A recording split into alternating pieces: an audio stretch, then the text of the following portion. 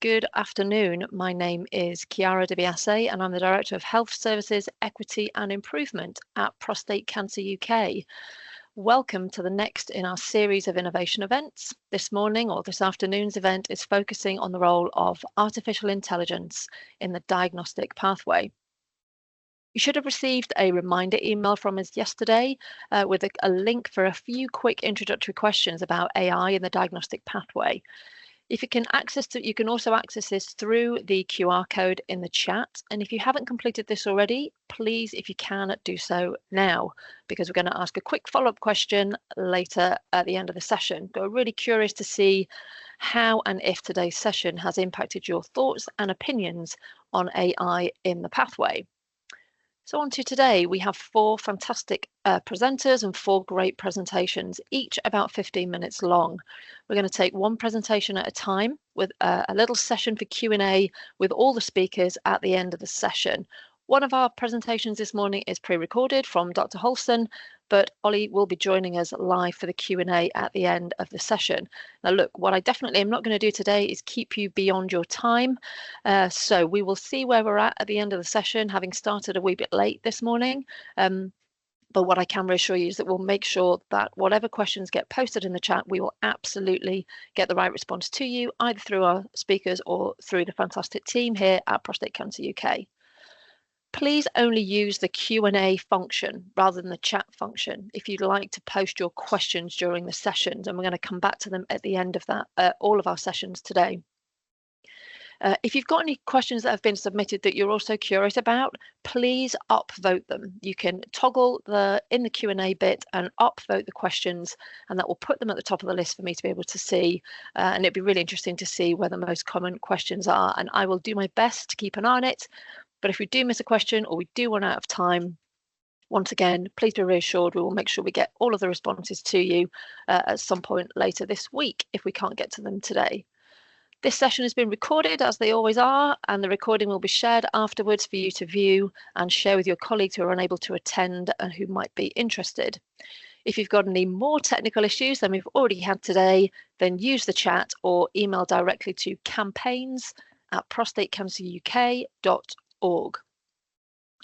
Right, we know AI is a hot topic and has potential to greatly positively impact the prostate cancer pathway. We're really excited to hear from our speakers and from all of you on your thoughts and experiences with AI. We have a packed schedule with 4 speakers, so I'm going to hand straight over to Dr. Marinos Ioannides. Dr. Ioannides is Head of Software and AI at the Healthcare Quality and Access Group and is going to discuss what to look out for when discussing AI technology. Over to you, Dr. Ioannides. Thanks very much. Now let's see if the Head of Software and AI can correctly share his slides. There we go. It should be on screen now. So, as introduced, I am the Head of Software and AI Regulation, leading a team of 15 people to write guidance and suggest regulatory changes and legal changes to the structures in which AI products are developed for healthcare use in the UK. And our absolute priority when we make any changes, when we make any guidance and when we make legislative changes is patient safety. That is the ultimate priority of our team, and that makes us very different to other regulators, because in other regulatory bodies it's about creating the market conditions for innovation or growth, but for us it is absolutely patient safety. However, I'm also not just the Head of Software and AI Regulation. I'm the son of a man who died of prostate cancer when I was 11. The son of somebody who went to his GP more than 20 times in the year preceding his diagnosis, complaining of symptoms which directly raised to prostate cancer, which went undiagnosed and ignored, which I'm sure is a very common occurrence, sadly. Probably a lot of the people in this audience have experienced something similar to that. But I'm also, alongside that, potentially a future cancer patient, given the chance of prostate cancer being inherited, and hopefully, I'll put a question mark here, but hopefully a cancer survivor, that based on the work that my team do, we may be able to enable innovative products to come to market in a safe way that may prevent people dying like my father did all those years ago. Now, to give a bit of background to our work, I think it's often easiest to delineate what is and is not AI as a medical device. After all, some of you will have used ChatGPT on your phone maybe, or on your computer, and you may have asked it a medical question. Others of you may have certain like blood pressure monitoring devices, or you may get advice from your doctor, or you may get advice from a piece of software. And when does it become regulated by the MHRA? Well, first of all, it has to have a medical purpose, which may seem obvious, but this is almost always delineated by the intended use that the manufacturer describes. So an example of a different device would be that you could, if you really, really wanted to, perhaps use steak knives in surgery, but that's not their intended use, and they don't become a medical device just because you decided to do that. But a scalpel, which is intended for use in a medical purpose, is a medical device. And there's generally a series of things that these medical devices do: diagnosis, prevention, monitoring, treatment, alleviation of, compensation for, and management of, and then the things that we may traditionally think of as diseases. Now, already, so some of you may be seeing this thinking, well, okay, this is very obvious, very easy. And others of you may be thinking, well, if we use a software product to automatically book appointments, is that a medical purpose? Well, is it involved in the treatment of a disease? Well, going to the doctor might help you treat your disease. And if you don't book the appointment, then will you be able to see the doctor? On the other hand, is it an administrative tool and therefore doesn't fall in the MHRA? So this space, despite rules which seem quite obvious and clear, actually can be full of ambiguity. And that's part of my role, is to, over time, understand these products and delineate that ambiguity away so that things are very clear. What makes this even more difficult is that it's not just medical purpose that you need to have sufficient complexity, which is perhaps even more ambiguous. That intuitively, can we understand at a glance that the output came from the input? Is it a simple calculation which you could do in your head, which is integer maths that you can check easily, and therefore doesn't need very rigorous oversight by the MHRA? Or was AI used, in which case it generates outputs in like a probabilistic or chance-based way? Many of you will have seen that ChatGPT is very bad at maths, for example. And because it does it in this probabilistic way, it's less predictable, and therefore we think that is more complicated. If it's more complicated, more risky, and therefore more risky, more in need of regulation. To explain this perhaps with some examples, I like using Grey's Anatomy here as an example, because Grey's Anatomy, the TV show, despite those of you who may enjoy it, does not have a medical purpose, not very medically accurate, and is not very complicated in the sense that both the plot lines are not very complicated, but also the technology is very easily understood. It's just a video that plays to you. We can imagine Grey's Anatomy, the textbook. Well, that certainly has a medical purpose. It's very clearly designed to inform and educate. And you could use it as a doctor to diagnose and inform your behavior. But even if it was an ebook or, again, somebody reading it an audiobook, it would not be sufficiently complex because it's very predictable. Every time you turn a page, the next page is going to be there, and it's not complex, not performing analysis. But we could imagine an AI, which maybe has been shown, unfortunately, both of these two products, Grey's Anatomy, the TV show, and Grey's Anatomy, the book, and is now advising doctors. Well, that would have medical purpose. It's advising doctors. It's helping them to make decision support, but it's doing it in a complicated way, which is not easily predictable, not easily understood, and that would fall under the MHRA's regulation, and that would be my team who look at it. So that delineates what the MHRA looks at. Now I'm going to look a bit about screening, because again, I'm the first speaker here, so I thought I might outline a bit about our understanding of screening. You normally have a test which is used to identify screening. You want to test with few false positives, which has a clear target population, which makes it easier to have fewer false positives, because if you have a clear target population, you get the disease, then you can test it easily. You want it to be harmless. You don't want to have a huge dose of radiation every time you do the test, because if you're screening a lot of people to detect the disease, a harmful test would be dangerous. You want it, from a cost perspective, to be easy to deploy. You're going to have a lot of doctors doing it a lot, and therefore it needs to be easy and not up to interpretation.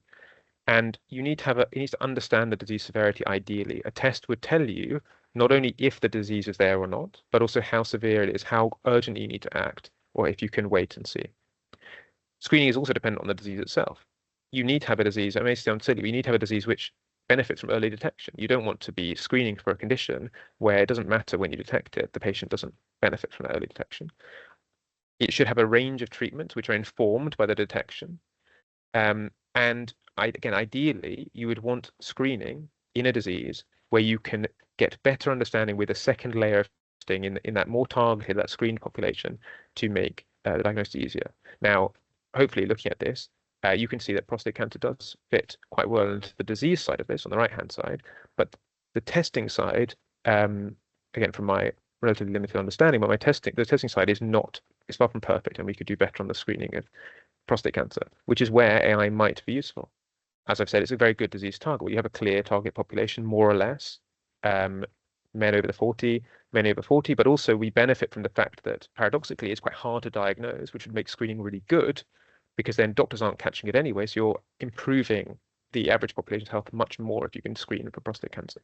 The disease itself, of course, early is better with prostate cancer, as with most cancers. It kills a lot, so it's a very good reason why we need to intervene on it. It happens a lot, and we have a range of treatments and diagnostic criteria. So how might we imagine AI being involved in this process? Well, it could be something as quote unquote simple as just advising clinicians what to ask patients in some routine checkups, having an AI system which is guiding your interrogation so that you know as you're actually screening for the symptoms that you would otherwise miss. Maybe you'd have an AI which looks back through historic data to see that actually my target population that I described here of men over 40 is actually wrong, and actually there's a much more specific population that we could target that is just unknown at the moment. But if we targeted that better, we would then be better at screening. Do you have an AI which looks at the biopsies, looks under the microscope, does the hard work of looking at the slides to then do the diagnosis? Or do you even have one which looks at the whole population scale and is just seeing trends in cancer across the population and using that to then target different therapies to different people? So great, these are all very possible and very popular and actually very doable with current technology. The problem isn't whether they're doable or not. The problem is that despite the idea that it should work, how might it still fail? Well, data drift is a classic problem in AI, that the past population that we use to train the AI may not reflect today's population. And as you got better at treating prostate cancer, maybe there would be an at-risk group, a subset, that was being missed because we trained it on the whole population, but actually there was a subset that was being missed. What if there's the automation bias, another very important one, that what if we were using AI to identify these trends and it meant that doctors stopped using their own brains effectively and gave over all of their decision making to the AI, which itself was not designed for that, was designed to be a co-pilot, and now we're just making it the pilot. Now, it might seem silly. After all, clinicians are very intelligent and professional people. Why would they do this? But if you consider the average driver and how expert they are at driving, and then you consider the idea that many of them had sat navs which told them to drive into lakes, and many of them did do that. Many of them drove into lakes or drove into rivers or drove the wrong way, even though they knew how to get somewhere. They followed the sat nav instead. You can see there the effect that automation can have, that how convincing a computer can be, even if you're an expert, to change your behavior. And we don't want that same thing. We don't want the equivalent in screening of driving our cars into lakes. We want to be driven by sane humans who are using their whole brain and being assisted by AI. And as I've mentioned here as well, that of course you may train an AI on a big population, but within that big population is a small population who are actually being disadvantaged by the use of the AI. And we as the regulator need to make sure that isn't happening. Now, why am I here? Not just to show off or talk about how hard my job is, but because I need your help to make this work better. Let's take an example. Post-market surveillance is the idea that, in brief, you can put products into the market and then surveil them when they're in the market, and then based on that, understand what is going wrong and prevent harm. Sounds like a good idea. We discussed it with academics. They thought it was a great idea. Regulators, industry professionals. And when it came to patients for the first time, this question came up. Now, this is I put that on screen, but I'm going to leave it there. I'm going to describe the problem. For those of you who know what this represents, you'll understand why I put it there, but I'll answer it at the end. The patients brought up this question. What is worse, 50 people who die in a clinical trial or 5 after something has passed the clinical trial? Well, subjectively, actually, even though 10 times as many people died in the clinical trial's purpose was to detect that, was to detect those problems and stop it getting into the market. And if a clinical trial is letting things into the market, it actually is very discouraging. It doesn't matter how much post-market surveillance there is. Psychologically and politically, it's a very uncomfortable place to be in, to think that the products in the market are not safe, or that they are being surveilled just in case they're not safe. And that opinion was not raised by academics. It was not raised by regulators, not raised by industry, but it was raised by patients and carers who were able to say, actually, post-market surveillance is all well and good, but it is not fair on the patients who are in the hospital to be exposed to products that have not gone through rigorous work just because it's being surveilled post-market. And the thing that I showed on screen there was initially thought by archaeologists to be some kind of counting mechanism or some kind of rudimentary abacus. It's a animal bone with scratches in. And all these archaeologists kept wondering why some of them were scored off and crossed out and some weren't. until a female archaeologist came along and said that actually it was probably a rudimentary period tracker, with some of them being safe days and some of them being sort of unsafe days. Now, all of the male archaeologists in the world did not detect that, but a female archaeologist did. And it's very similar with patients being involved with regulators, that we academics have big institutions to come and talk to us. Industry have lots of money to come and talk to us. Patients don't have those sorts of representative groups. And that's why I'm here to try and change that picture so that regulation is more inclusive and interactive. So how can we help? Well, first of all, I hope that by being here, I'm raising awareness that the MHRA even exists and that people can interact with us, and that when we do calls for comment, you know what the MHRA is and you're more aware. That hopefully by working with charities like Prostate Cancer UK, we can create connections between the institutions that then allow the rich populations that the charities work with to be reviewed and to discuss these challenging questions so that they can inform our behaviors. And ultimately, I'm also here as an attendee. I'm going to be listening to other patients' journeys, to the questions that you ask. And even hopefully I'll be able to answer all of them, but even just experiencing the questions and being able to see them will show me what concerns the population has and therefore help me change my behavior. So in conclusion, we have started to cement our decision-making around AI. It's no longer this innovative, brilliant, amazing thing, and is instead something that is a practical part of life that we're going to have to understand. If I don't act upon that and don't regulate them appropriately, I can miss benefit and I can also cause harm. I cannot leave it to do nothing, so I have to act. But the second worst thing I could do is to act without engagement from people like you and from the public. And if you can inform me, then I can act all the more rapidly and create a safer environment for all of us to live in. Thank you very much for your time, everyone. I'll hand over to the next speaker, and I look forward to seeing what questions will be discussed at the end. Marinos, thank you so much for kicking us off like that. A real clear call to action to all of us, but I also just wanted to thank you very much for sharing your dad's story as well. At Prostate Cancer UK, we often try and start a meeting in that way and bring a man into the room, because ultimately everything that we're trying to do is for benefit of men. So I really appreciate you kicking us off like that. Thank you. So as I mentioned in my introductory remarks, Ollie is not with us in real life yet, so we are about to play a recording of his presentation. I'll hand over to my team.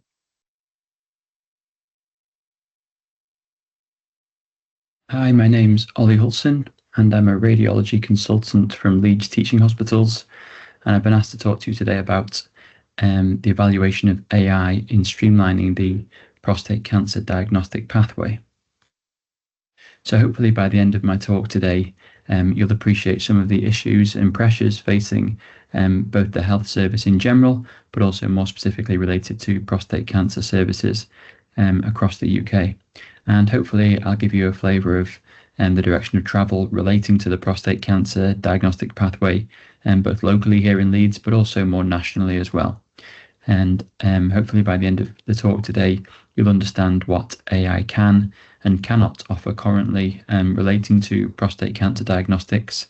And there's an opportunity for some stargazing as well, looking to the future, and hopefully some opportunities for perhaps some collaboration across a number of centres who are interested in this technology, and evaluating how these tools are working in our current practice and how they may work in the future. So I don't think you need me to tell you about the state of healthcare in the UK right now. You can see the headlines from the BBC and some of our national newspapers that it's a very, very difficult place to work currently. We have patients being treated on beds in the emergency department. We are consistently failing our cancer targets. We've had a recent change of government who are looking to make further cost-cutting measures, which will no doubt impact on frontline services.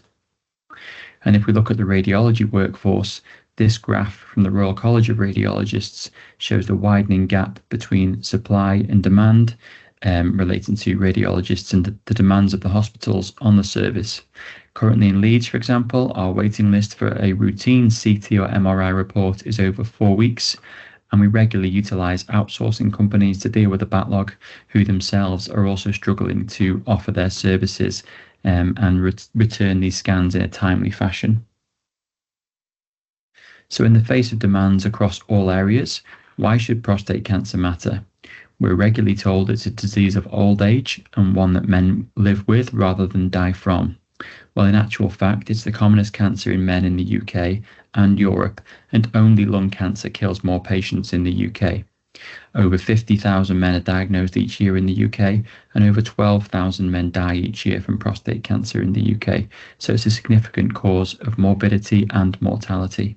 And if we look a little bit wider across Europe, it accounts for almost a quarter of new cancer cases and almost 10% of all cancer deaths in the EU 27 countries in 2020. As you know, I'm sure, 1 in 8 men will be diagnosed with prostate cancer in their lifetime, but some people don't know that black men are at twice the risk. So 1 in 4 black men will be diagnosed with the cancer in their lifetime. And typically the disease is more aggressive in this community, and it typically presents at a later stage as well. And we know from previous research that social and ethnic health inequalities impact the referral rates, cancer diagnoses, and also the stage presentation. If we look at referrals for prostate cancer, this graph on the right shows how our prostate cancer referrals have doubled since January 2021, and we had a huge spike following COVID, thanks to initiatives from PC UK and the NHS relating to finding the men who didn't present during the pandemic. The chart at the top of the screen shows that many men are still being diagnosed with advanced prostate cancer, despite us seeing more and more men each year, showing that we are still not catching men early enough. And this is the same for other cancers, including lung and colon cancer. The graph at the bottom right shows a significant increase across Europe since the late 1990s in prostate cancer diagnoses, but despite this, you can see mortality reflected by the red line has flatlined, showing that we're not picking up cancers early enough to have a significant change on mortality. In the UK, we have a true north-south divide, and in the northeastern Yorkshire, where I work, we're at the top of the league table across England that we do not want to be, where 1 in 5 of our patients will present with advanced prostate cancer at presentation. That is too late to be cured. And you can see in Scotland, it's over 1 in 3, compared to London and the southeast, where it's significantly lower. And the same is true across Europe, with increased diagnoses made in Western Europe and reduced diagnoses and therefore increased deaths made in Eastern Europe. So clearly we have a lot of work to do. And it's for this reason that the UK is embarking on the largest national trial in the history of the NHS. The Transform trial is an NHS, NIHR and charity collaboration, which will cost over £40 million and is due to launch later this year. It is a 3-stage trial, open to men from 50 to 74 or from 45 in black men or those with a learning disability. They can have no previous prostate cancer diagnosis and no investigations for prostate cancer in the previous 5 years.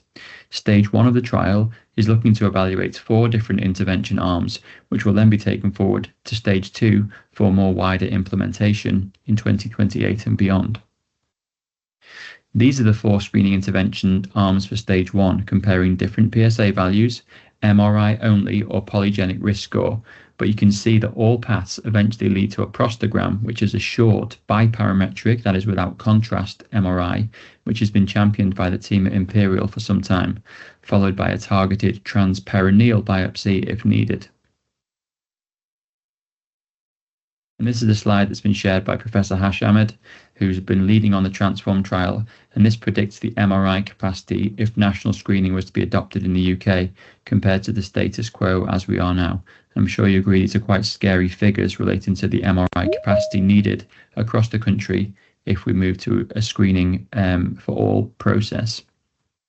So we're in a perfect storm currently. We have too much work, an ageing and increasingly unwell population requiring more resource at a time where we do not have enough staff and budgets are being cut, and possibly with screening on the horizon too.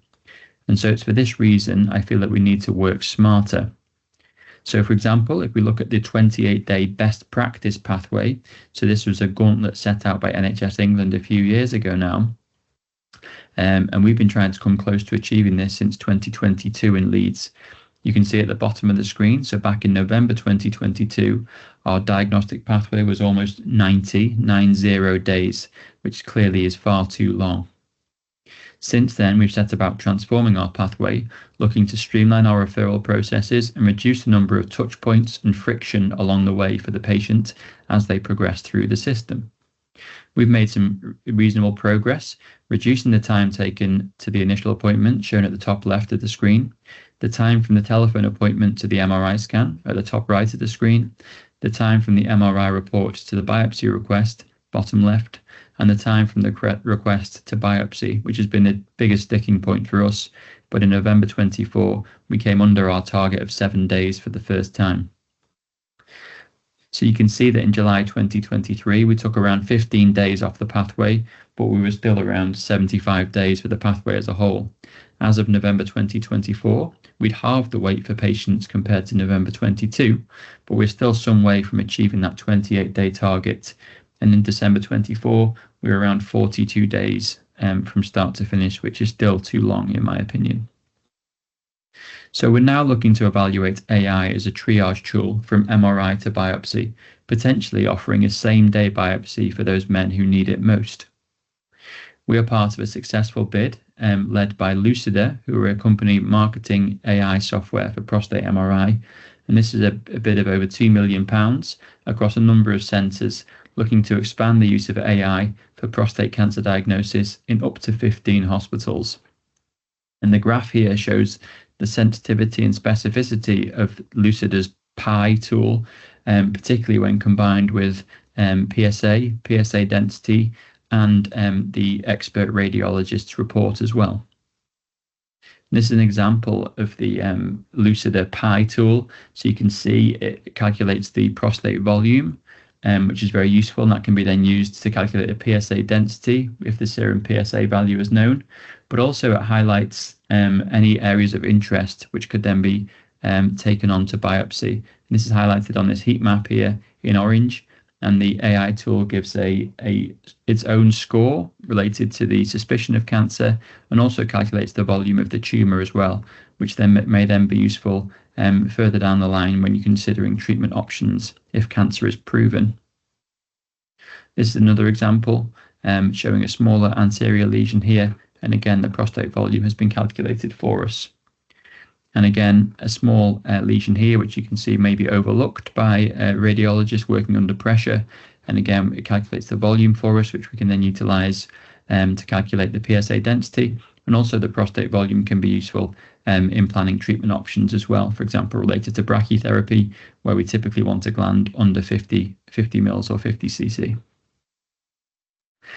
Also, an aspect which I'm very excited about is utilising the MRI and the AI data in fusion biopsy, where we take the MRI scan and the outlined lesion and we fuse that with the ultrasound machine to hopefully further increase the accuracy of our targeted biopsies and increasing our detection of clinically significant cancer. And this is shown here. And our plans in Leeds are, when we look to utilise and evaluate this service, and we're going to evaluate the fusion biopsy element too. So I wanted to touch on some of the evidence for AI in prostate MRI. There are plenty of papers in the public domain now highlighting the evidence base and the various utilities of AI in prostate MRI. Obviously, lesion detection is shouted about, and it is no doubt very, very sensitive. But in my experience, these tools currently lack the specificity needed and it's there that we as radiologists increase the specificity and hopefully don't subject too many men to unnecessary biopsies. I think where these tools can be very useful, as I've shown, are in gland segmentation, gland volume estimation, and also tumour volume estimation. And as we move towards focal therapy, screening and active surveillance, I think tumour volume will be something that becomes more significant in coming years.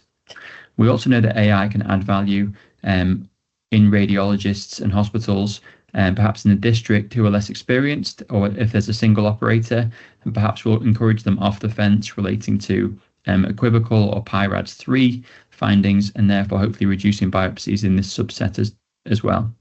Where I do think we need more data, and what we're going to do with the SBRI study is around the integration into real-world pathways, proving the cost effectiveness and the clinical effectiveness as well, as these tools can be very expensive, and obviously money is tight currently in the NHS. So the take-home messages from today: AI is clearly here to stay, and us as highly skilled, experienced professionals should be utilising these tools to improve productivity, improve our accuracy, and hopefully improve the experience for patients as well. These tools provide excellent report outputs, and they can support fusion biopsy services as well. The available tools on the market so far have undergone significant rigour, and it's not our job now as radiologists or radiology departments to evaluate the sensitivity and specificity of these tools. These are well known and they've been tested on large data sets, but our job is to look at the clinical and cost effectiveness of these tools as well.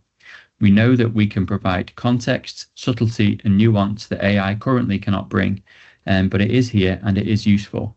I think with screening on the horizon, we must utilise these tools and establish the best practice for implementation and utilisation.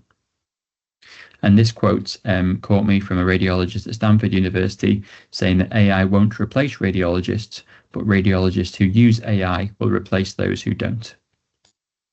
And finally, this was a quote on Twitter which went viral. This is an author from the US saying the biggest problem with AI is the wrong direction, and she wants AI to do her laundry and dishes so that she can do her art and writing, not for AI to do her art and writing so that she can do her laundry and dishes. And then this really rang true for me. I want AI to do the mundane tasks more accurately than me, so prostate volume assessment and PSA density calculations, so I can focus on picking up cancer and deciding who best should have a biopsy and who best needs that biopsy today or tomorrow, and who can perhaps wait for a week or so. I hope you find that useful, and I'm looking forward to the Q&A session following this. Thank you. Thank you very much, Dr. Hulson. Another great presentation, incredible demonstration of pathway improvement and quality improvement there in Leeds. Right, it is my pleasure to introduce Professor Clare Verrill, Professor of Pathology in the Nuffield Department of Surgical Sciences at the University of Oxford. Clare, I'm going to hand straight over to you. Thank you. Great. Thank you very much. I'm going to assume you can see my slideshow unless anyone shouts otherwise. Oh, we're loud and clear. Go for it. Perfect. So thank you very much for the invitation to speak today. So I'm going to share some of our real-world experiences of working with prostate pathology AI. And these are my conflicts of interest. And I'm fascinated by technology, and I think it's because I grew up mostly in the 80s where we had quite clunky technology, and I'm really fascinated by how it's evolved to the slick technology we have today that's really revolutionising my speciality of histopathology. And we were flagged by the UK government's life sciences strategy a few years back as being ripe for innovation, that we should be digitising glass slides and creating whole slide images, and that's how we should be making our diagnoses. That will facilitate network working, and it will enable us to build and use AI that can support pathologists in making diagnostic assessments and find new insights into disease biology that can't currently be computed by humans. So in Oxford, we embraced this and we went digital in the summer of 2020. So we have a full digital pathology workflow. So we have scanners running day and night, scanning the glass slides, which are being loaded on the top right there, and a whole slide image is created, which is about a gigabyte in size. And those images are interacted with on a screen, and that's how we make our diagnostic assessments. And there are a few challenges along the way. The amount of data we generate is vast, so that those gigabytes turn into a lot of data. So we currently have 2.1 petabytes of data in storage, and that's about 400,000 slides a year that we've been scanning. And we went digital in 2020, and it's no coincidence that was the first wave of the COVID pandemic, and it really shone a spotlight into how these technologies can maintain robust services when we have challenges such as not being able to be in the same room together. We went digital, at least in part, through the Pathologist programme, which is one of the UK government's AI centres of excellence set up to realise the life sciences strategy. And the benefits of digital pathology revolve broadly around safety, efficiency, quality and flexibility of services. And also you create a permanent data set that can be used for things like research. And then AI brings similar benefits in those areas, but also can help with standardization, which I'm going to talk about in a moment. And obviously digital pathology is the infrastructure on which we can start to then bring in AI. You obviously can't run it on glass slides, so you need the digital pathology step first. And this is a typical set of prostate biopsies, and we might have somewhere between, say, 4 and 20 slides to go through, and it might well be that the last one you're going to look at has a tiny bit of prostate cancer in that's less than a millimetre in size. And this is where AI can start to really bring benefits. You know, it can flag to you that that last slide is going to be the most relevant one and really start to streamline how you look at the case. And there's been loads and loads of excitement and hype around prostate pathology AI, and with tens of thousands of prostate biopsies done every year in the UK, the workflow benefits, you know, are potentially there. But despite all the hype and excitement and thousands of publications over the last 20 years, the amount of labs actually using AI in real-time pathology workflows is very few, measured in a handful, literally. But that's despite many of the challenges that Ollie outlined around the pathway and workforce, and you know, AI could really help with that.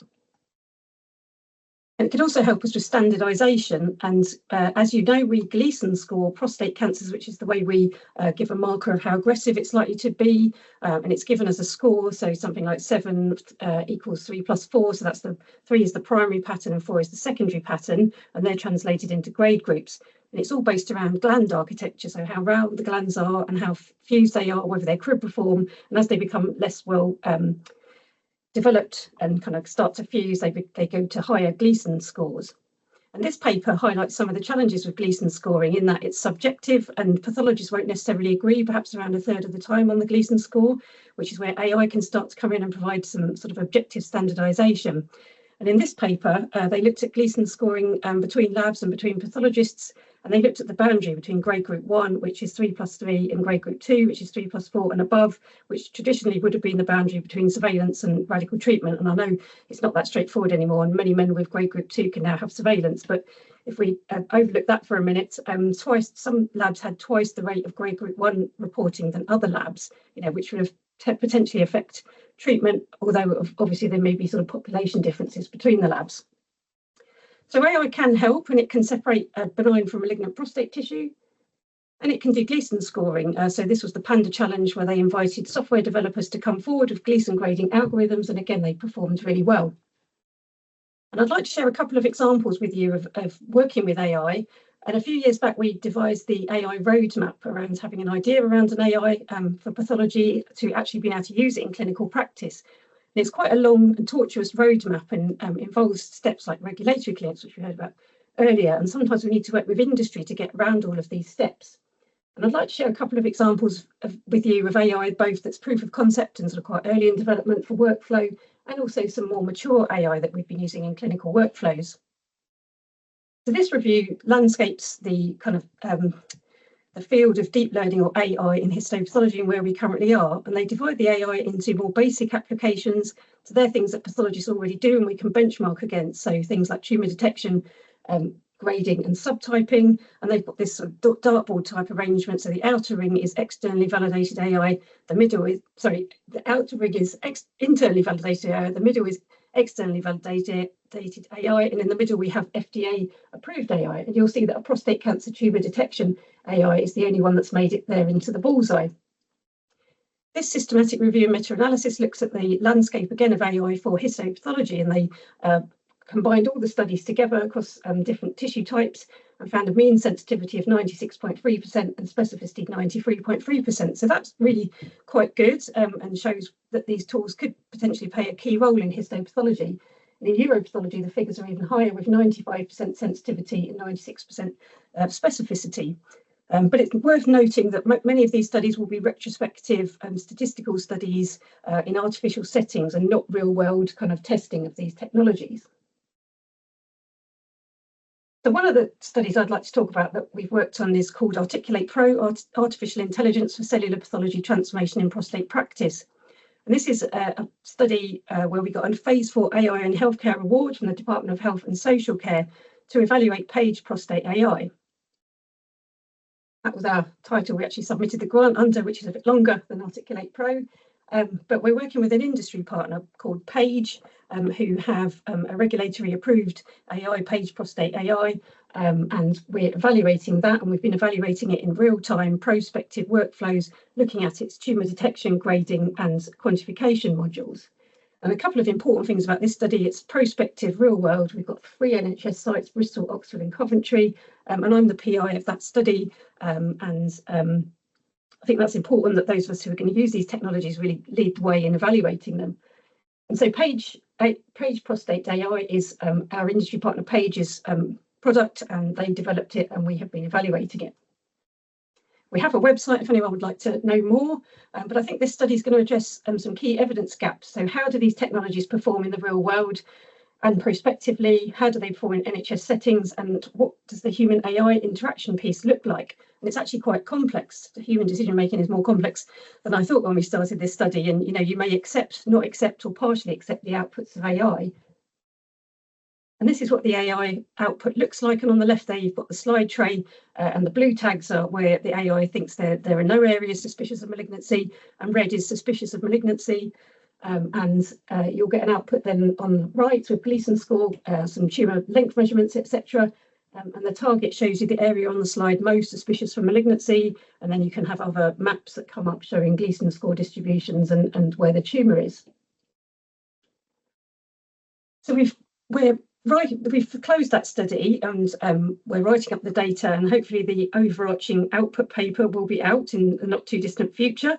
But in the meantime, we've published our first paper from the study on the safety case for deploying AI in clinical workflows, and obviously the safety case is really, really important. And in the paper, we look at bridging the gap between regulatory approval and how these technologies perform in complex healthcare settings. So we identified hazards in the paper so that we can attempt to start to mitigate them, and they include false positive flags, false negative flags from the AI, and it's noted that they're done at a slide level by AI, and that's normally how AI works, whereas humans tend to think at case level. So pathologists would tend to take the overall context of the case into account and not necessarily report at slide level. Then we have some sort of more nuanced hazards, so the incorrect area flagged as cancer, the maps being over or under annotated, the Gleason score being discrepant with that of pathologists. We use the word discrepant because Gleason scoring is actually not an exact science, it's an opinion effectively, and as we mentioned, a third of the time pathologists will disagree on what the Gleason score is, so it's difficult to establish a ground truth and a sort of absolute right or wrong, and delayed output. And so here are a few examples of the hazards. So this is a false positive standalone output from the AI, so it's flagging this area as cancer, but it's an inflamed area, but actually at case level there is cancer in other slides and other parts of the case, so actually that doesn't change the overall sort of case level reading of the case, but we do, as pathologists, there's a sort of training element to this. How do we sort of start to rationalise the AI and understand when we do sort of accept or not accept the outputs? And so there's a real training piece to be done here, and a lot of more understanding of the human AI interactions that come with this. Here we have a flag, so the target's on an area that is deemed to be the most suspicious area on the slide for cancer, and actually it's not. The area of cancer is by the arrow, so that just shows sort of incorrect localization. And here's an example of a case where Page AI has said it's Gleason score 8, 4 plus 4, but the pathologist has reported the case as Gleason score 7, 3 plus 4. And it's important to note that pathologists always have final oversight of the final report, so they will take the results of the AI into account, but we use our years and years of expertise to formulate the final report, incorporating the AI, but not necessarily 100% accepting the outputs. We've done a lot of communication and engagement because obviously assuring yourself that what you're doing is acceptable is really important. So these are some of the activities that we've done, and we had 3 prostate cancer survivors in the study team who really helped shape the study as it's gone along. Prostate Cancer UK have been really helpful in helping us to sort of communicate with the wider community about the studies. This is the blog that we did. Yeah, so that's Articulate Pro is a really exciting study that I've really enjoyed working on. But what I'd like to do now is just describe a couple of examples of AI that we've developed ourselves and is sort of proof of concept or workflow based and developed in the Pathologist programme. So broadly, how we have developed AI is to set a task and annotate slides. So that is asking a pathologist to draw on a slide image the area of interest. So you might set a task like identify renal cancer. So then you draw around renal cancers, and so that's the green blob maybe. And then you might have another task like identify tumour infiltrating lymphocytes, which might be the yellow square. And so you set the task, you do the annotations, you train, test, you validate, and you visualise the results and make sure they make some kind of sense. And then you have an output that might look something like this. So on the left, you've got a piece of prostate tissue that's been segmented into stroma, which is purple, malignant glands, which are yellow, benign glands, which are green, and lumina, the gland spaces, benign glands are orange and the lumina are green, so the gland spaces. And then once you've done this, you can either use that information to set a specific task, or you can use it to mine for information that pathologists can't compute. So things like, gland diameter, nuclear size. And it's worth noting that when we do a pathology report, there'll only be a handful of things that we say about that prostate tissue, the Gleason score, the diagnosis, etc. And that's only a tiny bit of the information that's on that slide. There's a gigabyte of data there, and AI can mine for those extra bits of information and find new insights into disease. So some of the AIs we've developed using this kind of approach have been Path Profiler, which is a quality control algorithm and can read prostate biopsy H&E slides and tell you if they're useful for diagnosis or not. And we've used that in our lab to pull slides out of the workflow that have been out of focus or not usable and get them rescanned so that they can become usable. And another one that we built was around advanced requesting of immunohistochemistry, so extra stains for prostate biopsies where they're diagnostically uncertain, and about half of prostate biopsies need extra stains. And the idea is the AI can read the slides when they're generated and trigger an alert that it needs extra stains. The extra stains are requested and the pathologist just has to look at the case once, which is inherently more efficient than looking at it, requesting the extra stains and then having to look at it again. And coming back to the more advanced applications of AI, so from that review article, a similar diagram for those more advanced applications divides them into survival prediction, mutation prediction, and response to therapy prediction. So this is training AI on H&E slides usually to find new insights into how the disease will behave above and beyond what we do as pathologists. And one such AI is multimodal AI described in this paper, where they trained an algorithm on prostate biopsies from more than 5,000 patients and developed an image analysis based AI, and it was able to outperform the clinical stratification tools such as NCCN when predicting for things like distant metastasis. And if you combine these novel insights with other streams of information, you may get even more insights into how disease will behave. And this is a collaboration I have with Dr. Srinivasa Rao, who's a molecular biologist and the lead on this study. So we've got a Research Innovation Award to evaluate histogenomics, so combining pathology, image analysis and genomics, and aiming to identify specific mutations associated with cribriform pattern prostate cancer, which is typically more aggressive than cancer that doesn't have cribriform pattern, and using spatial genomics. And we've previously published a paper where we did detailed mapping of radical prostatectomy specimens and found that specific morphologies pathologically were associated with different genomic underpinnings. So we were able to sort of see the link between the morphology and the underpinning genomics. So thank you very much for listening. These are my collaborators without whom I wouldn't have done half of the work here. And I hope I've given you some thoughts about how I feel AI will assist pathologists going forwards and how it will better guide individualised precision medicine decisions in the future. And thank you very much for listening. Claire, thank you so much. That was incredibly interesting and very exciting. I'd never actually appreciated such variation in the grading across the labs. That's absolutely fascinating.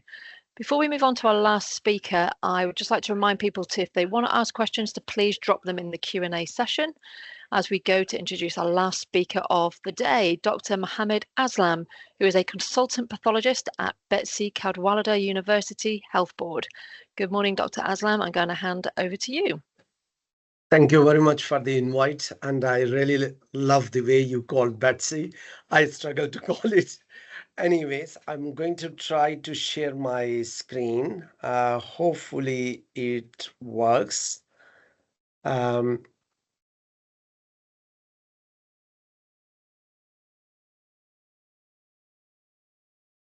Okay, so I think it's working. That's All perfect. right. Thank you. Okay, great. I got, so I'm Muhammad Aslam, work in Wales, and this project was actually having a bit of a story. Yeah, sorry, this system is a little bit slow from my side. Okay, so I do provide clinical leadership to the outsourcing company called Clinical TI. Otherwise, I do not have any conflict of interest to declare with any digital pathology or AI companies. I think the story goes back to about 10, 15 years when there were some concerns about our reporting on prostate, and one of the challenge was that there was a lot of material for us to screen. I think Claire mentioned quite well the tiny foci of cancers are very easy to miss in prostate biopsies. So that was a theory behind, and we thought, okay, what can we do? Can we look differently? Is there any way to improve the process? And I think it was about 2016, 2017 time when there was a discussion started. In our case, it was the IBEX. And then from 2019 onward, properly, we started the project with the help of our Welsh government through the Small Business Research Initiative, SBRI. SBRI was very supportive, not only in establishing in terms of funding, but also in establishing a project management group. I think one of the first challenge to deploy AI when there is not much data available was how to manage the myths and bias in the system, because there's a lot of concerns among the people that it's artificial intelligence and it's going to replace my job, etc. Funding, we were lucky to manage from the Welsh government. The other challenge was about the DPIA, Data Protection Impact Assessment, which took a while. Our group was a weekly meeting, and we have to establish a new normal, new workflow.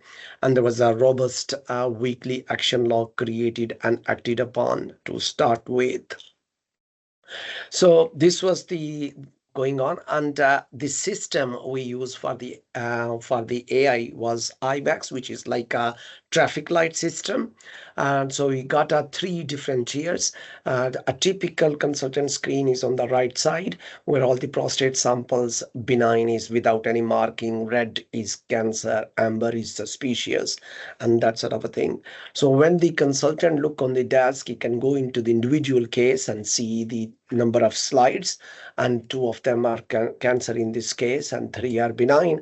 When you go into the individual image, you can see the highlighted area as a red mark by the algorithm as a heat map.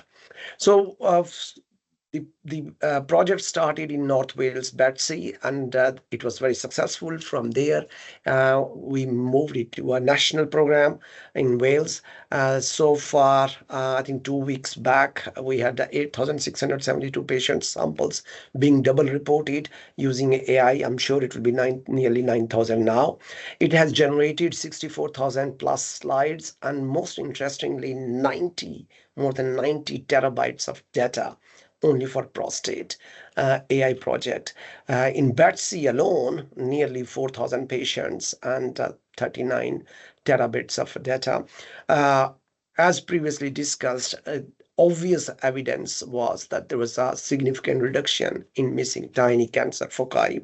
The tumors which are like less than 1 millimeter, they are easy to miss by the routine stereotype microscopy, and the AI actually highlight them very well, very high sensitivity. There was extremely good confidence among pathologists and urologists to be right in the first time.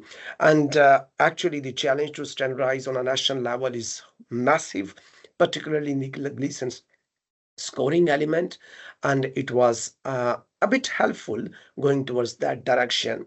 And one thing which we didn't anticipate it happens is the significant reduction in immunohistochemistry. So a bit of a timeline: in 21 the project was aired, and by 23 more than 30 pathologists, more than 70% of our prostate samples were being reported using the technology, double reported. Negative predictive value is 0.99 and positive is 0.998. So in our real time, this is the way it looks like. There's a lot of a cancer. In fact, probably we don't need AI for this. There's too much cancer in this case. But the algorithm highlights, this is the Gleason scoring. There's a plenty of a 4, a bit of a 3. And then it's with the one click, it shows the perineural invasion as well, which is a bit tricky otherwise. Another example which shows the challenge. To be fair, I struggle to see on my big screen where is the cancer, but the algorithm highlights that there is a tiny focus there on the edge. And in fact, even on morphology, I can't make the diagnosis. I need immunohistochemical support to make the diagnosis of a cancer. But this shows the extreme sensitivity of the tool, which actually helps us. Another example, there is a little tiny area in one core in one level, and it is cut out in the deeper levels, and it's highlighted by the algorithm. In fact, this is not low grade, this is actually a high grade cancer. So an initial myth was that it's only helpful in picking low grade cancers, but actually it does help in tiny foci of high grade cancers. This is my most favorite slide because it's highlighted by the algorithm as malignant, but it is Cooper's gland. So it shows that my job is secured. This is extremely easy for a pathologist to make a very quick decision. And it brings back to my initial conversation that AI is not actually artificial intelligence in pathology. It's mainly computational pathology. There is a less intelligence and more about how the image is interpreted by the algorithm again and again. A few elements about how we compare ourselves in the first 6 months with the data before. There was a 13% increase cancer pickup rate after putting the AI. Now we can argue about that the post-COVID, there was a bit of a surge in prostate cancer. So maybe that is the reflection. But we got some more data coming now. There was also element of a Gleason pattern. So there was a shift of a 3+3 cancer going upward, and then a little bit increase in pattern 5 as well. Obvious reasons, there was about 9% increase in perineural invasion. I think that's merely because it's extremely easy to pick with the help of the AI. I think the most benefit to the patient workflow was the reduction in the immunohistochemistry, not only because we saved some pound sign there, but also when we put the immunohistochemistry there, I put a request today, and it will take 2 to 3 days by the time I will get the immunohistochemistry back. And it's a tight patient pathway going on for the MDTs, and there's a chance, and quite commonly the patients miss that pathway, and then we have to do it after the MDT. We have to issue the report, and then after 1 week rediscuss. Because there is a more than 50% reduction in the cancer cases or suspicious cases, and there's a 49% reduction even in all cases, so nearly 50%. That means in 50% of the patients, the turnaround time is quicker by 3 to 4 days, which is actually a huge benefit in our workflow. That could be, I think we can appreciate on an extremely high level when there is a lot of involvement of our clinicians in various MDTs, and those patients needs to bring back. Now, was it all easy having a project from one organization extending to the national level? It was actually, there's a lot of challenges there, in particularly with the IT integration.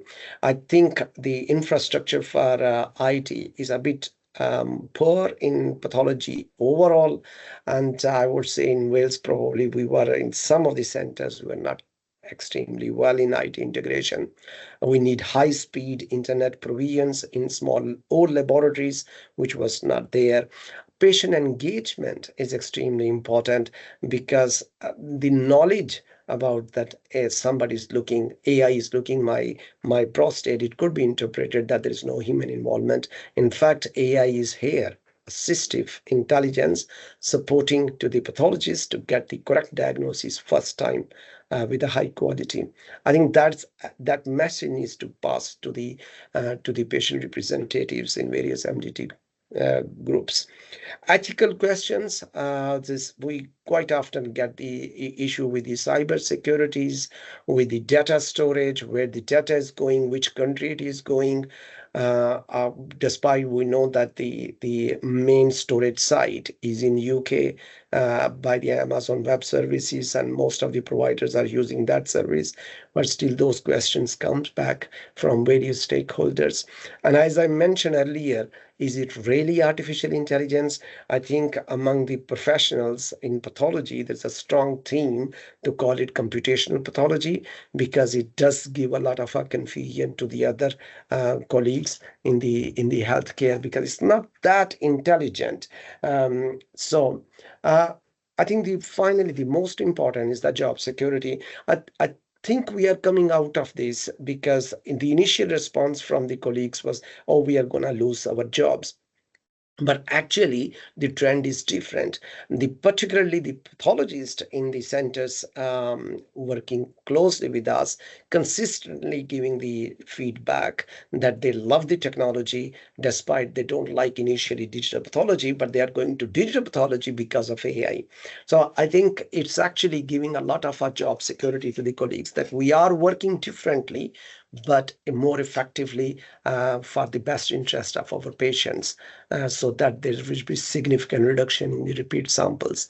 And finally, I'm very thankful to the multiple organizations in the Wales who have worked very hard to make this project that successful, that it was aired on a BBC, on ITV, and various news channels. It's a big story. And I think I've finished with them in time, and that takes us back to the questions. If there is any questions. Perfect. Thank you very, very much indeed. And another really interesting talk. I really appreciate that, Dr. Aslam. Thank you. So we have caught a little bit of time up, which I'm delighted to see. We have a couple of questions, so you've got time. If there's anything from any of our 4 speakers that we've heard this afternoon over lunch today, please do drop them in the chat. But let's kick off. If the speakers are here, please pop your cameras on so I can see you. And if you can hear my lovely colleagues having a fun time over their lunch in the background, I apologise. Right, let's kick off. First question from Dr. Hulson to you, Claire. Thanks for this question, Ollie. Ollie's asking if the sensitivity of the AI tool that you are referencing is enough so that normal biopsies can quickly be triaged out of the pathway. Yeah, no, thanks for the question. It's a great question, and that would be an ultimate aim, probably, of the AI, because it could actually save pathologists work. At this stage, I guess it's all to do with the intended use and the way that these tools are regulated currently. And so the intended use is usually concurrent or second read. So either the AI works alongside the pathologist, or the AI checks the report in some way after the pathologist has assessed it. So at the moment, we're talking about humans plus AI. We're not talking about AI on its own. I mean, that may come in the future, but at the moment, that's not how it's intended to be used. Great, thanks, Claire. That's really helpful. And from Muhammad's talk as well, I think it's really exciting. We've been doing a lot of work in Leeds trying to improve our pathway, as hopefully you saw from our talk. But obviously, I don't have a lot of sway over the pathology side of things, but I know they're getting hammered with biopsies too. So it's good to see the AI integration into that too. Yeah, and it's probably worth mentioning that, with MRI, the number of benign biopsies that we receive now is much fewer, probably. You might expect around a quarter of them to be benign. So it's a sort of smaller proportion of the workload. But if you could triage those out, that would be a clear win. Thank you. I'm going to pick one up. The first question that drops in as a general one to all of you. Actually, I'd be really keen to hear quickly from all of you, from Joe Walcott. So do you as a group believe that a new independent profession would likely be required for AI to ensure quality and equity, similar to what we've seen in medical physicists, for example? I think that's a great question. And in all honesty, I don't know the answer to that. I think maybe in radiology, we're a little bit ahead of pathology in having these discussions, because it's been discussed for quite a few years now. And the question always asked is, who is responsible? You know, if we are looking at AI reporting and, you know, in the future, potentially normal studies being read only by AI, when a mistake does occur, or if, you know, something is missed on one of those chest x-rays or something, for example, who is responsible? Who is, you know, from a litigation point of view, who will the solicitors be interested in? And I think that's going to be the stumbling point for moving from where we are now with second reads and triage and things, through to, you know, fully automated AI-driven pathways. I like the idea of a medical physicist type person, and certainly our medical physicists in Leeds are very involved in the AI and the health tech side of things. So maybe looking at, kind of shared responsibility in that way is a very good idea. But I think time will tell from my point of view. Anybody else on that? Yep, go ahead, Marinos. From a broader AI regulation perspective, because it seems to touch every profession within medicine and every aspect, AI seems to be in every aspect of the profession of medicine. I think portioning off that expertise might be counterproductive. I think the approach the MHRA would champion is integrating this sort of expert understanding into medical schools in the same way that while X-ray reading might in the distant past have been the purview of a limited group of experts who were geniuses in that field, over time that knowledge had to become the default for all doctors because of how ubiquitous that was. So I imagine that actually there might be some kind of transitionary approach where we begin with a group of experts who are the true forefront and cutting edge, and then that knowledge bleeds back into all of the medical profession and then medical school. And then as that expertise grows in that sort of new cohort, then they then become the next forerunners, and then it keeps feeding back in this loop where we increase the technical skill of everyone, relying on these experts to take us forward and show us the best way.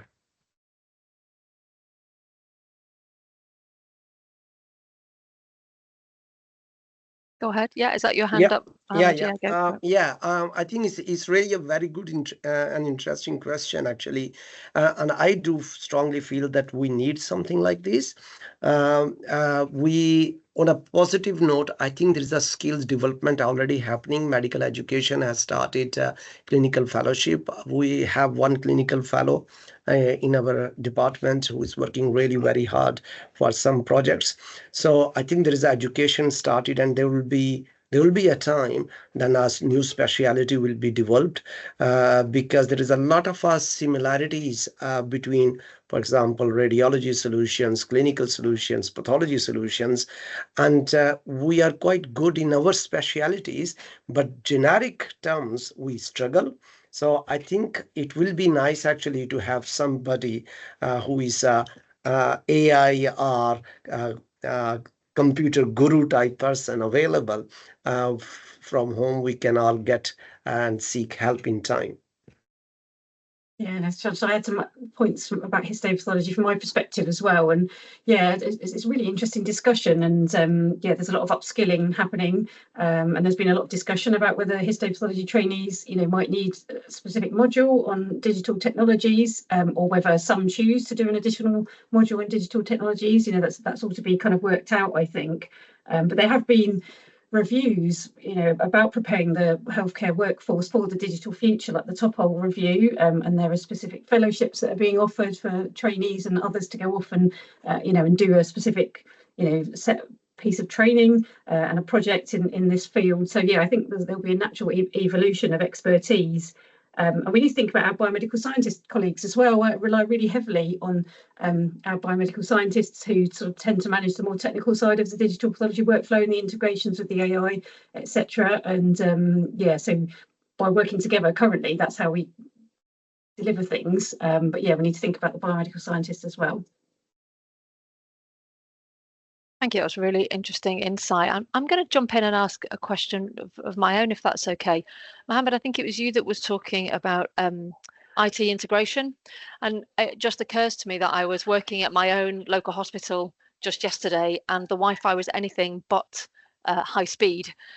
That what we've heard this morning is really future focused, and I love it, and it's incredibly exciting. So the question to any of you really is, how much will NHS IT infrastructure hold us back from these incredible developments that you guys are already in? You're already in the future compared to NHS IT infrastructure. Still around 10% of hospitals don't have or have even started work on developing an EPR, for goodness sake. So where does the pace of scientific change from your perspective get held back by our current NHS digital infrastructure? It's a challenge. I must say that I have one colleague who reports a prostate, but he cannot report from home because at his home address, the internet is that slow speed that by the time the case will download, he will come to the hospital. So it's in the communities there is a challenge as well, not only in the hospitals. One of our centers is extremely struggling to have a decent data speed. I think there's some issues with the firewalls. But I think all the governments, and I mean UK government and the Welsh government, they haven't realized, and in the 10 years program it's mentioned that digital support and the technology support to the healthcare, it is improving. It's in the right direction.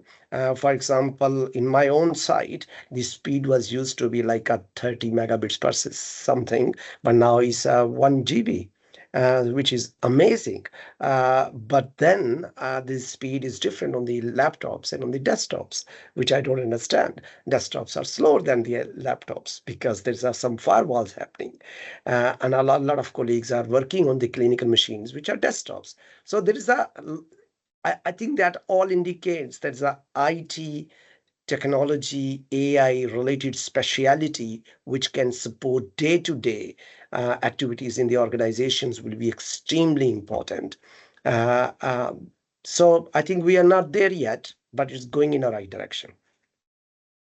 Maybe I could add to that yeah, it's quite a big headache at the moment trying to deploy these technologies, and you know we had 3 sites in our Articulate Pro study, and we had to come up with a solution for each one, and we had to be very persistent in getting those established and work with multiple vendors and multiple sites with different IT systems, you know, and then you've got LIMSs and digital pathology platforms. So yeah, but that needs to be much more straightforward going forward. But then there are other sort of issues that are similar. So IT team staffing is often an issue. So although you technically might be able to do something, there's nobody who can find the time to do it. And data governance side as well, and getting approvals to use these technologies is often a barrier, as well as the kind of pure technical part of things. So although data governance is obviously really, really important, there is so much, you know, so many governance steps to get through that it really slows things down, and you have to be really, you know, persistent to get these things into deployment and use. So that needs to be made more straightforward as well. I totally agree with you, Claire. Certainly the biggest issue I've faced in getting AI on site for evaluation has been IT integration, information governance, and it seems that as health tech and AI progress, there's more committees being set up, which on the face of it are worded very helpfully, like innovation committee and AI committee, but actually it's just another hurdle you have to jump over with different forms, different meetings and things.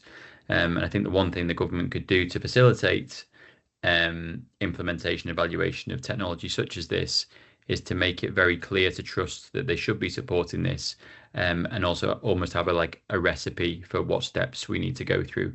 Because in all honesty, if I was looking at another tool for something totally different to prostate MRI, say for example CTKUB, I wouldn't know what path to take because it was so convoluted to get to where I got to. So we do need help. All the information coming from the government is about streamlining, and we support this, but they need to kind of put the money where their mouth is, I guess. Yeah. I think to give, although I don't speak for the government, obviously, I'm just speaking for myself. I think one of the benefits of the relatively heterogeneous system we have of different trusts, each which have their own systems, is that they can innovate and almost compete against each other to be the most innovative. The unfortunate end result of that is that some have to be behind others. If some are ahead, then some have to be behind.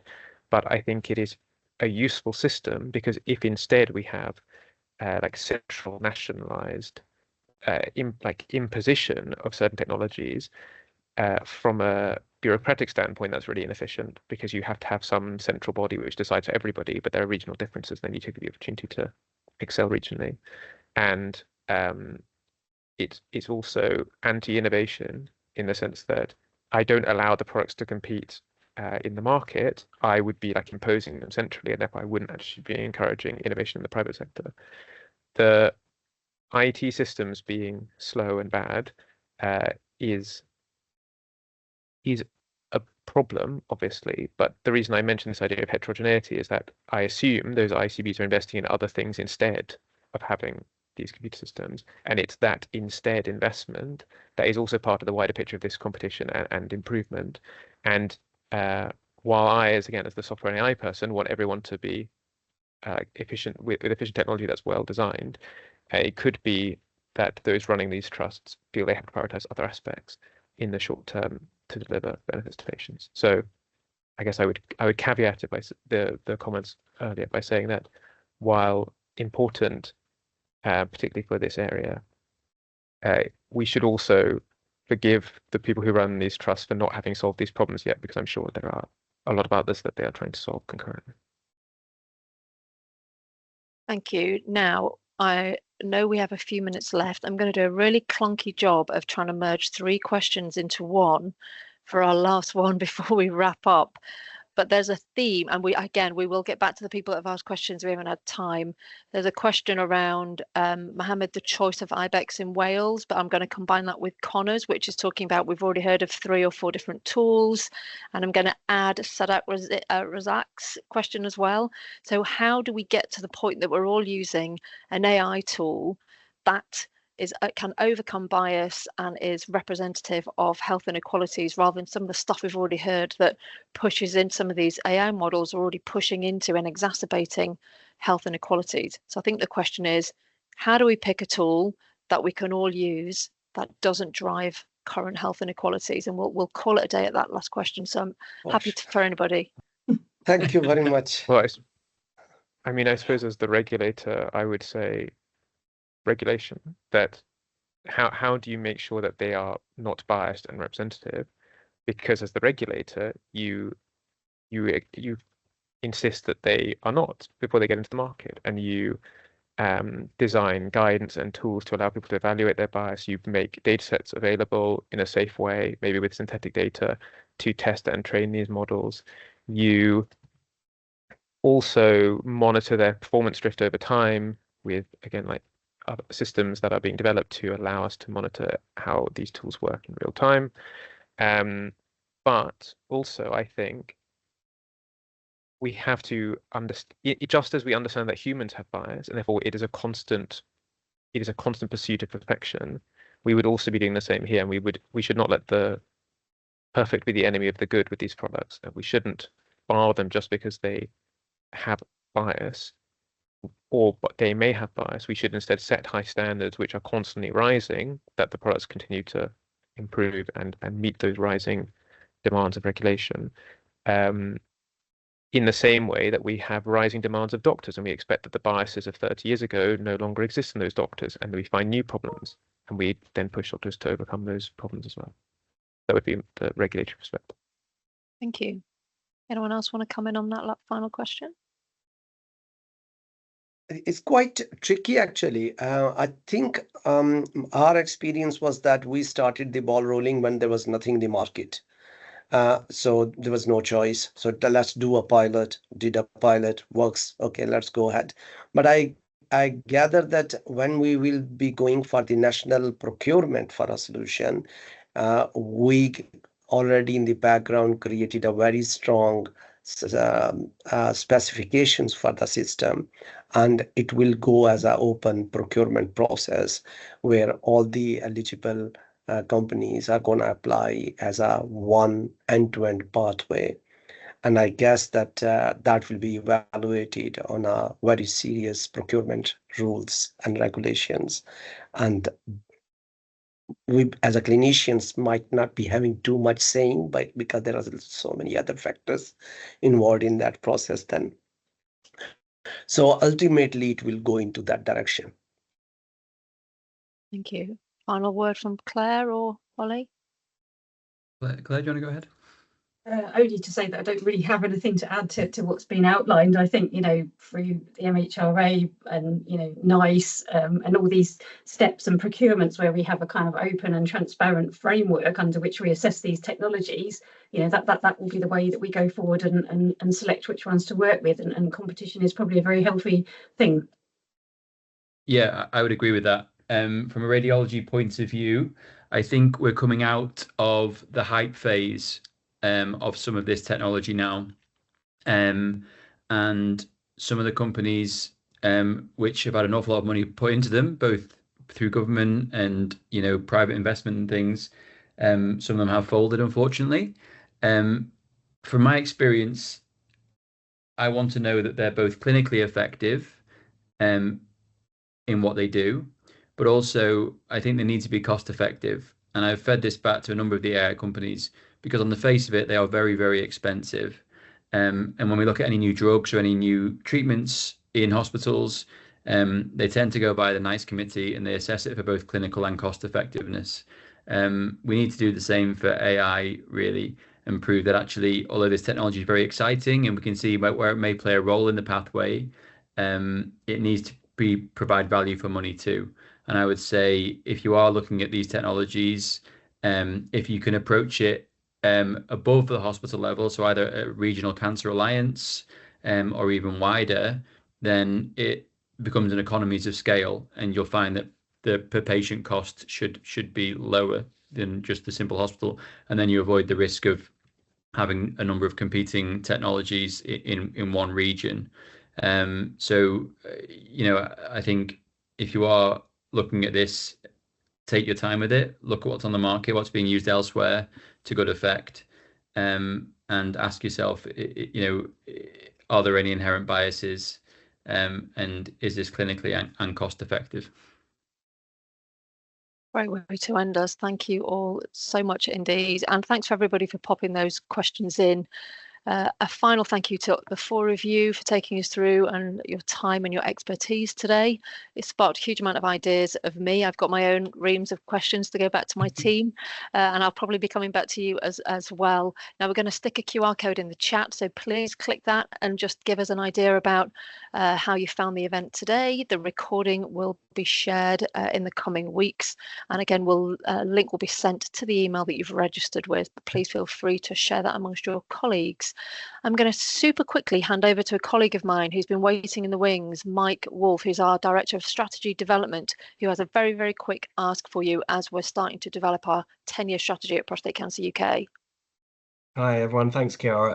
Thank you again to the speakers, that was really interesting. I'm also really interested that there's 40 odd people listening to this, and that's kind of why I'm here. In the survey, you'll see there's a quick ask. We are, as Chiara said, developing our 10-year strategy. There's clearly going to be some level of focus on AI and new technologies. We're testing a few ideas out, or going to be in the next couple of months. What I'm asking for is anyone who's really interested, if you could get in touch with me, we'd love to come and ask you a few questions. So as things develop, just a little bit of your time to answer a few things, get your perspective. So if you're interested, please answer in the survey. Thank you very much, Mike. Thank you all again for attending today's session. Thank you again to our speakers. We really appreciate the time you've taken out of your busy schedules. And if you'd like to contribute to our work investigating AI in prostate cancer pathways, please do contact us at campaigns@prostatecanceruk.org. And finally, if you'd like to share a project or innovation that you've led on, which has improved your prostate cancer pathway for men, again, get in touch with us, campaigns@prostatecanceruk.org. Enjoy the rest of your day. Thank you very much indeed. Bye-bye.